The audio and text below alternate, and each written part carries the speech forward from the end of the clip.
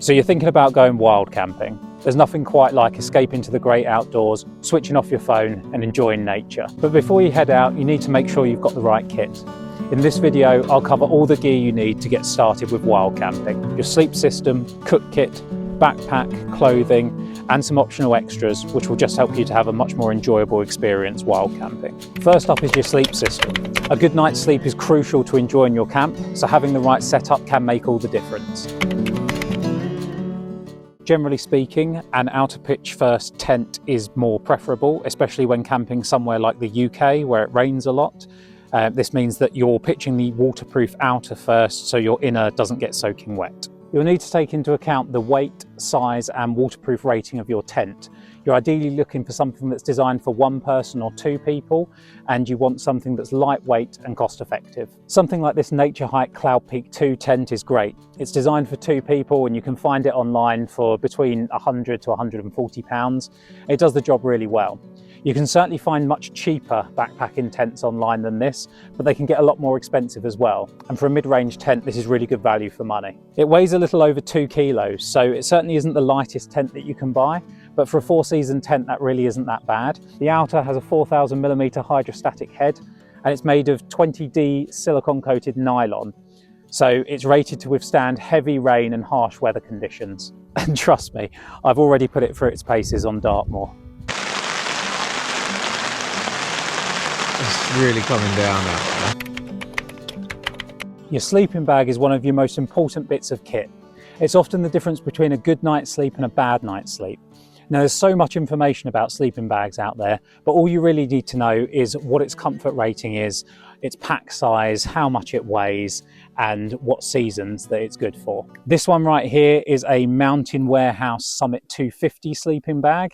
It's good down to about 5 degrees Celsius, and it's a 3-season sleeping bag. It's done me proud. I've owned it for over 2 years now, probably about 2.5 years, and it's done me proud. It was the first sleeping bag I ever had, and it's still going strong today. Now, the comfort rating of a sleeping bag is, of course, just a general reference. That's down to you and your particular body type and whether you tend to sleep hot or cold, but it's there to give you an idea of what kind of temperatures each sleeping bag is designed to work in. I would ignore the limit and the extreme ratings on your sleeping bags. They're really more designed for if you're in an emergency or a survival situation and you're not going to get a comfortable night's sleep at those kind of limits of the sleeping bag. So really just look at the comfort rating and you're going to have a good night. This sleeping bag has a pretty good pack size and you can squish it down even further using the compression straps. It weighs about 1.3 kilos, so it certainly isn't the lightest sleeping bag out there, but at £35 it's a really good budget option and it's done the job for me.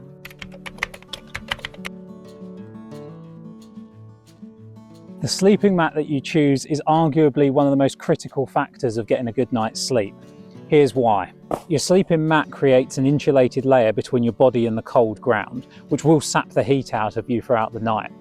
When you're laying in your sleeping bag, the part of the sleeping bag that you're laying on compresses, which means it's less effective at insulating you, which is why you'll lose heat through the ground quicker. So the mat's really important.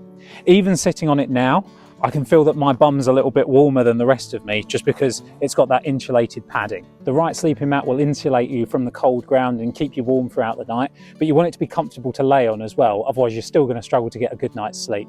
And that's where something like this Andes air mat comes into its own. It's much more comfortable to lay on than just the roll mat that we've got underneath, and it's also got a built-in pillow as well, so it gives you something to rest your head on while you're sleeping. Sleeping mats are rated using an R rating. For example, if this Andes inflatable sleeping mat has an R rating of 2, that means it's good down to around temperatures of around 5 degrees Celsius. But in the winter you can stack your mats as well. So that means if this one's got an R rating of 2 and this one's also got an R rating of 2, together that gives you an R rating of 4, which is good down to below 0 degrees, round about -5 to -7 degrees. Having a foam roll mat beneath your inflatable mat as well can also protect against punctures from things like sharp rocks or sticks or thorns that might stick up either through the bottom of your tent, or if you're tarp camping, then they could just be on the ground and you didn't see them when you were pitching.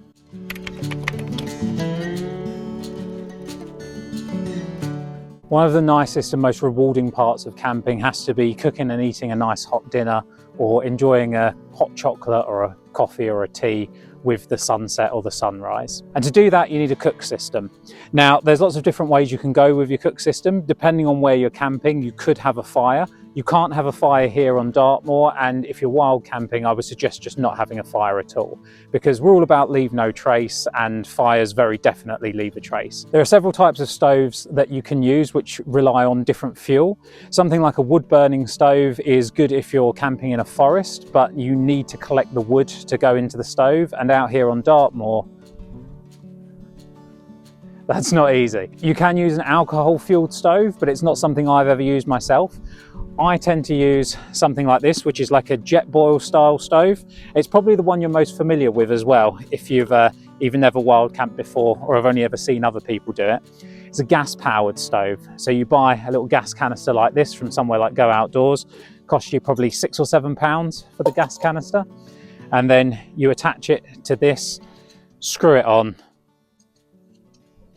and then you can attach the actual stove to the top here, and you're ready to cook. Now, when you're boiling water, of course, you put the lid back on the stove.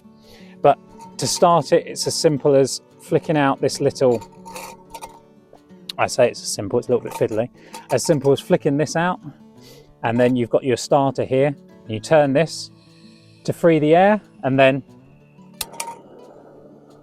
you're cooking. Easy as that. Now, I personally would say that this is the easiest type of stove to use if you're just starting out wild camping. It's not the most flexible type of stove, so you can't have like a frying pan on top of here to cook with.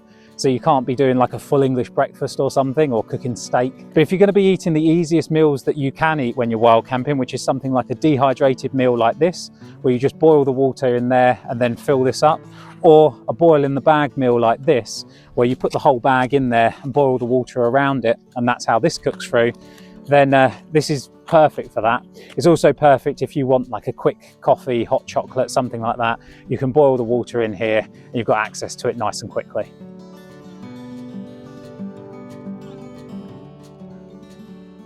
Now, I of course have just called this a Jetboil style stove, and Jetboil is the most famous brand of this type of stove, but you certainly don't have to go with a Jetboil. This is a Planet X cook system that I've bought. It costs £20, which is about a fifth as much as the Jetboil. I think they're around £100 for the similar style to this. And I've had this for 2 years and it hasn't let me down yet. So you don't have to break the bank when you're buying a cook system. As for cutlery, a spork is cheap, easy and multifunctional. This one only cost me a couple of quid, so you can't really go wrong. Something I never considered on my first camp was clothing. Now, it's really nice to have a fresh pair of socks, a fresh t-shirt, and I tend to wear a pair of like running tracky bottoms, which pack down really small when I'm just lounging around in the tent.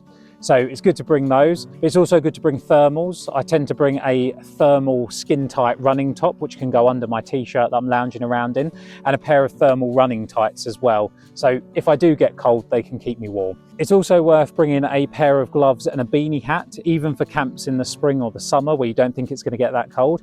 It does get colder than you think in the mountains or up here on the moor, and they pack down really small anyway. So if you don't use them, you're not taking up too much space.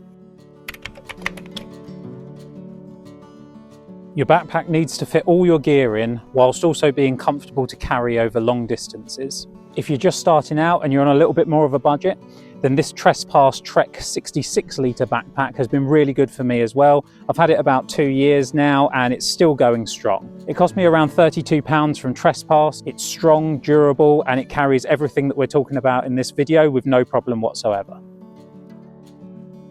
Here's a quick tip when you're packing your backpack. Pack the heaviest items closest to your back and then pack the lighter items around it kind of further towards the back of the backpack. That way it keeps the heavy items closer to your centre of gravity, and it means you're not going to feel like you're falling over backwards when you're walking uphill or scrambling about on rocks. And another tip for you, don't be discouraged when people say that they can fit everything they need for an overnight wild camp in a 30 litre backpack. Don't feel like you're bringing too much stuff or that you're doing something wrong. Wild camping is all about finding the gear that you want and that you use on a camp, and the more you camp, the more you'll start to whittle down the gear that you want to bring with you, the gear that you need to bring with you, and the gear that you don't really use and can't be bothered to bring anymore. That way you build up your own list of essentials and non-essentials to bring with you when you're camping, and you can start to whittle down your pack size from there. Now I always have my power pack with me, which is 20,000 milliamps, so plenty to keep my phone, my cameras charged throughout the night. I also use this, the Flextail Gear Tiny Pump. It charges via mini USB, so it can be charged through my power pack if it runs out of battery. But this is really good for pumping up my air mat or my pillow as well, and it saves the air mat from getting mouldy. If you blow it up with your lungs over time, the mould can build up in there because of the moisture that's coming out of your lungs into the air mat. Lighting is essential if you're going to be able to see what you're doing once the sun's gone down. So I usually bring a lantern, which I use to light the tent up by hanging it on a hook just up here. I have a head torch, which I can strap to my head and use to light the way if I need to leave my tent in the night for any reason. And I also tend to bring a little flashlight like this, which I tend to use for filming at night. Now all of these are rechargeable via USB, so I can charge them all using my power pack here if any of them do run out throughout the night. And that just means that if anything happens throughout the night, if I have to leave camp for whatever reason, make my way back to the car, back home, I know I'm going to be able to find my way, see where I'm putting my feet, because I've got the head torch, I've got the flashlight, and the lantern is there to illuminate my tent from the inside if I'm reading a book or something like that. A pillow. Now, technically this comes under the sleep system, I guess, but I've included it as an optional extra because you don't need it. I just find that I get a much better night's sleep and I'm much more comfortable if I do have a pillow. Even if my air mat, like the Andes, has a pillow built in, I like to use this as well so I can double up because I'm a bit of a side sleeper. And these pack down really small, they're very light, there's no weight to this whatsoever, and it's also pretty cheap. I paid £18 for this high gear comfort pillow, and yeah, it's super comfortable. Dry bags. I tend to bring 2 dry bags with me when I go camping. This is the smaller of the 2, it's an Osprey 3 litre, and this is what I keep all my electricals in. And I tend to have a 12 litre yellow one as well, which I keep all my clothing in. Now, you don't need dry bags, but I always use them for peace of mind. I use them to keep anything that I definitely can't have getting wet. So my electricals and my clothing, there's a high chance they get wet, especially if you're out in awful conditions, which I sometimes am, unfortunately. Yeah, I'd rather have them inside a dry bag where I know they're going to stay dry and not get soaking wet. A Swiss Army knife. Now, I've never actually used this, but it's a useful thing to have. It's got, you know, pliers, tweezers, a knife, of course, a file, lots of different things that you might need to use if you're out, and it's got like a saw built into there as well. So it's really good if you're doing a bit of bushcraft on your camp, which isn't something that I do on my channel. It isn't something I do when I go camping. So not something I've ever used myself, but could come in handy. Always bring it with me just in case. First aid kit. Now, again, this is something that luckily I've never had to use, but always worth bringing just in case. This has plasters, gauze, bandages, paracetamol, antiseptic, hand sanitizer. I bought this one from Go Outdoors for, I think, about a tenner, maybe £12, something like that. But you can easily make up your own as well and probably compact it down even smaller than this. Finally, a thermal blanket. Something else that I've luckily never had to use, but do always bring with me just in case. And this is super lightweight, doesn't take up too much space, as you can see, but it's waterproof and windproof and heat reflective as well. It will reflect back up to 90% of your body heat when you've got it wrapped around you. So it can be a lifesaver in an emergency situation. If you're stuck out on the moors, out in the wild somewhere, and you can't move, you're waiting for rescue, wrap this around you and it's going to keep you as warm as possible until rescue arrives. So yeah, could be a lifesaver. Never had to use it, but I always bring it just in case. And that's all the gear you need to get started on your wild camping journey. If you've got any questions at all, drop a comment down below and I'll do my best to answer. But if you found this video useful, do give it a like and a hype, and subscribe if you want to see more hiking, wild camping and budget gear reviews. Thanks for watching.